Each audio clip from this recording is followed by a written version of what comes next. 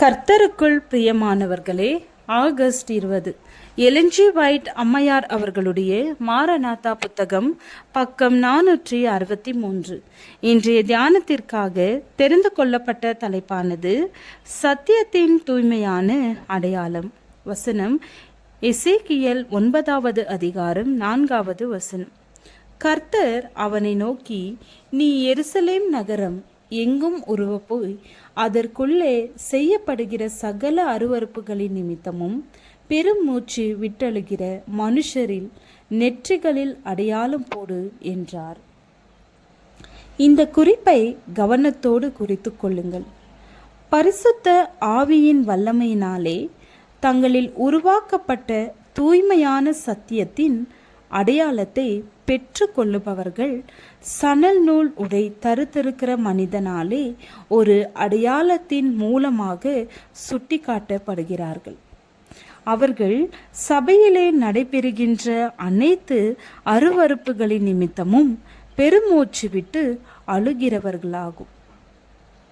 தங்களது சொந்த ஆவிக்குரிய வீழ்ச்சியை குறித்து துயரமடையாதவர்களும் மற்றவர்களது பாவங்களுக்காக அழுது அரட்டாதவர்களும் தேவனுடைய அடையாளமின்றி விடப்படுவார்கள். ஓய்வு நாளை கை கொள்ளுகிறோம் என்று சொல்லிக்கொள்ளும் அனைவருமே முத்திரை இடப்பட மாட்டார்கள். இவ்வாறு அநேகர் இருக்கிறார்கள்.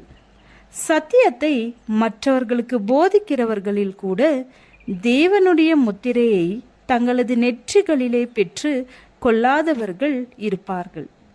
சத்திய வெளிச்சம் அவர்களிடத்தில் இருந்தது. தங்களது எஜமானரின் சித்தத்தை அவர்கள் அறிந்திருந்தார்கள். தமது விசுவாசத்தின் ஒவ்வொரு பகுதியையும் நன்றாக புரிந்திருந்தார்கள்.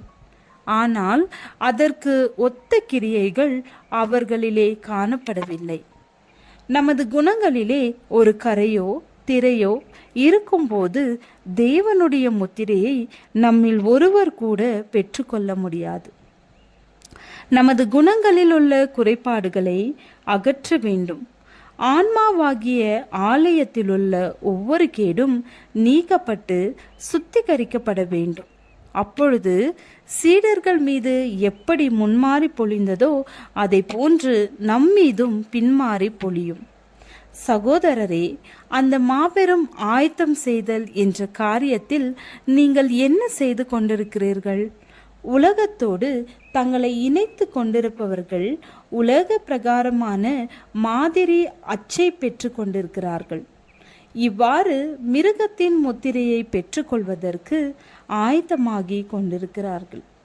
தங்களது சுயத்தின் மீது நம்பிக்கை வைக்காதவர்கள் தேவனுக்கு முன்பாக தங்களை தாழ்த்தி கொண்டிருப்பவர்கள் சத்தியத்திற்கு கீழ்ப்படிவதின் மூலமாக தங்களை சுத்திகரித்து கொண்டிருப்பவர்கள் ஆகிய இவர்கள் பரலோக மாதிரி அச்சை பெற்றுக்கொண்டு தங்களது நெற்றிகளிலே தேவனுடைய முத்திரையை பெற்றுக்கொள்ள ஆயத்தமாகி கொண்டிருக்கிறார்கள்.